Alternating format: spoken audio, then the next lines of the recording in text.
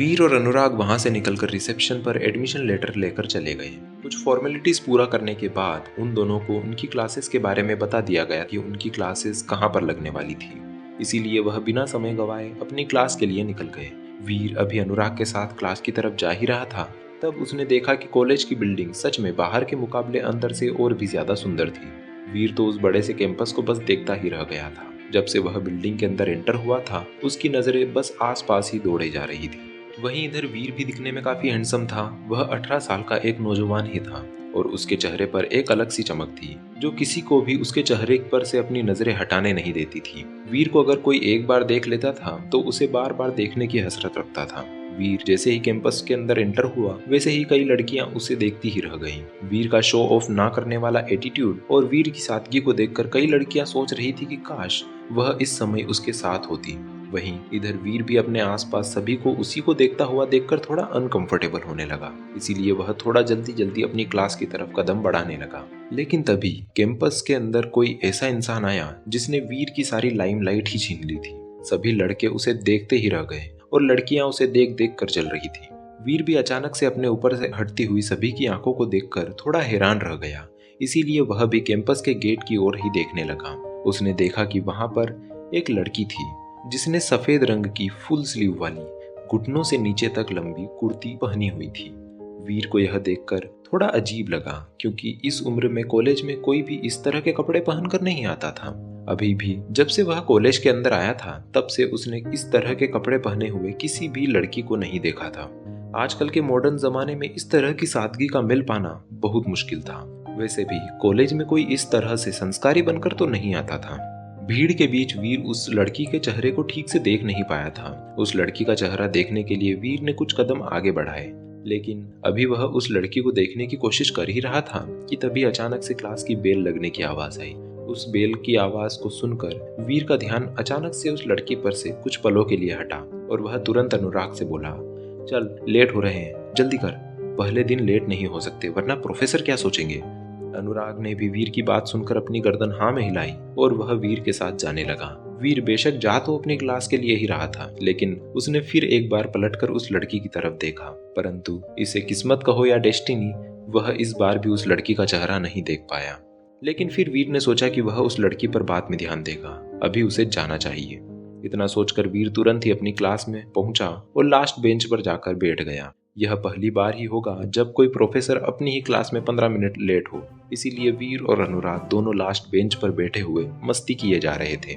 माना कि वह दोनों बड़े हो गए थे और अब कॉलेज में थे, लेकिन क्योंकि वह दोनों बचपन के दोस्त थे तो उनका बचपना बाहर आ ही जाता था। इसीलिए वह वहां पर बैठे हुए मस्ती किए जा रहे थे। क्लास के बाकी स्टूडेंट्स उन्हें अजीब तरह से देख रहे थे। उनके लिए ये काफी अजीब था। वह सोच रहे थे कि ये दोनों दिखने में इतने अच्छे हैं, लेकिन ऐसे हरकतें बच्चों जैसी क्यों कर रहे हैं। वीर अपना हर एक पल जीने वाला इंसान था, इसीलिए वह भी अनुराग के साथ मस्ती मजाक किए जा रहा था।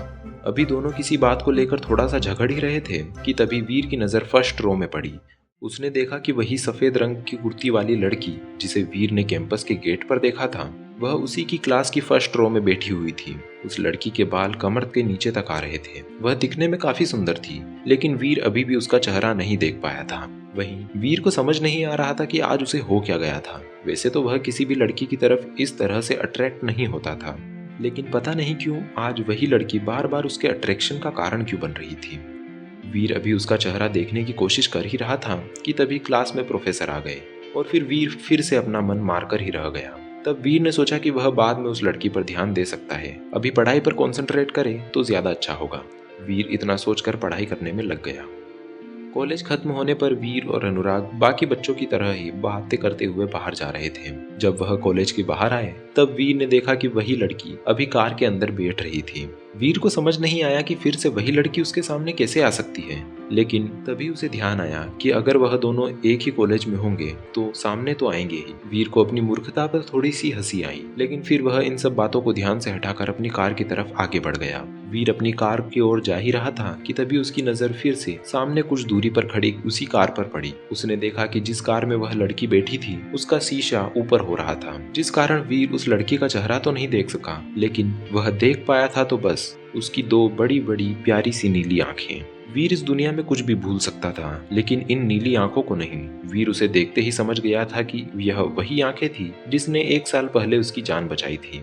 वीर को अपनी किस्मत पर भरोसा नहीं हुआ और उसने भगवान को एक बार थैंक्स बोलने की सोची, लेकिन फिर उसने सोचा कि रहने दो, आखिर इसमें भगवान भी क्या ही कर सकते हैं। आखिर उसकी किस्मत ही इतनी अच्छी है जो वह उस लड़की से मिल गया। वीर ने तुरंत ही उस लड़की की कार के पीछे जाने की कोशिश की, लेकिन इससे पहले कि वह उस कार तक पहुंच पाता, उससे पहले ही वह कार वहां से जा चुकी थी। वीर एक बार फिर से उस लड़की से दूर हो गया था। वीर यही सोच रहा था कि आखिर वह लड़की उसके आसपास आती है, लेकिन उससे मिलने से पहले ही वह चली भी जाती है। खैर, कोई बात नहीं। वीर अपनी कार के पास आया और उसने अपनी मस्टैंग 1969 कार को बाहर निकाला और फिर अनुराग और वीर दोनों बैठकर वहां से निकल गए। वीर क्योंकि समय बर्बाद करने में बिलीव नहीं करता था, इसीलिए वह घर जाकर मेडिटेट करने की ही सोच रहा था। इसीलिए उसने गाड़ी का एक्सीलरेटर दबाया और उस गाड़ी ने 1 सेकेंड के भीतर ही 100 की स्पीड अचीव कर ली। अनुराग तो कार के आगे बढ़ते ही सीट के अंदर घुस गया था। वह वीर से बोला, अरे किस बात की जल्दी है तुझे? क्यों इतनी तेज गाड़ी चला रहा है? थोड़ा आराम से चलना। इस पर वीर ने अनुराग को जवाब देते हुए कहा, चल ना, कब तक धीरे धीरे ड्राइव करते हुए घर पहुंचेंगे। अनुराग ने भी फिर वीर को कुछ नहीं कहा। कुछ देर बाद वीर और अनुराग अपार्टमेंट में पहुंच गए थे। वीर घर पहुंचते ही अपनी आदत के अनुसार मेडिटेट करने के लिए बैठ गया और अनुराग खाना बनाने के लिए। अनुराग को समझ नहीं आ रहा था कि आखिर उसे वीर अपने साथ लाया ही क्यों था। उसे कॉलेज में अपने साथ लेकर जाने के लिए या फिर सिर्फ खाना बनवाने के लिए, क्योंकि सुबह शाम वह सिर्फ खाना ही बना रहा था। तो आगे क्या होने वाला था? क्या वीर उस लड़की से वापस मिल पाएगा? और जब मिलेगा तब क्या होगा? आखिर वह लड़की कौन थी? क्या वह उस लड़की से बात कर पाएगा? क्या होगा जब वीर वापस कॉलेज जाएगा? क्या वीर को वही लड़के वापस परेशान करेंगे जिनसे वीर की आज सुबह लड़ाई हुई थी? जानने के लिए बने रहिए मेरे साथ वीर की इस कहानी पर।